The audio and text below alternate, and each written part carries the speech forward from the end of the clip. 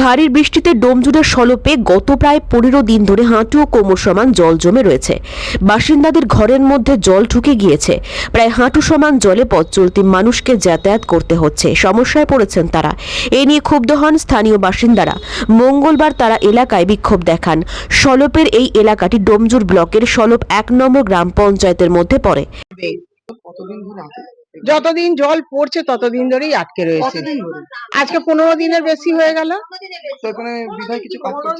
কাজ কি করবে বলছে, খাল পরিষ্কার করেছি, এখন গিয়েছিলাম, বললো যে কিছু করার আছে, সব জায়গায় জল জমেছে, এখানেও জল জমবে, ওপরওয়ালাকে ডাকতে হবে। কিছু করার নেই, কিছু করার নেই। এই তো বাচ্চা কাচ্চা নিয়ে কষ্ট করে সাপ খুব সব নিয়ে থাকতে হচ্ছে।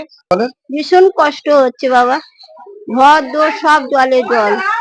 এখন আপনি কোথায় যাচ্ছেন? আমি ডাক্তারের কাছে যাচ্ছি বাবা। যাই না বাবা, আজকের ডেট আছে বলে যেতে হচ্ছে। কি করব, যাচ্ছি ডাক্তারের কাছেই তো যাচ্ছি। এই তো তোমার এই 2 মাস ধরে যে বৃষ্টি আরম্ভ হয়েছে সেই থেকেই তো জল। প্রথমে বলি, যে জায়গায় জল উঠেছে সেগুলো একসময় চাষের জমি ছিল, সেগুলোতে এখন বাড়ি হয়েছে।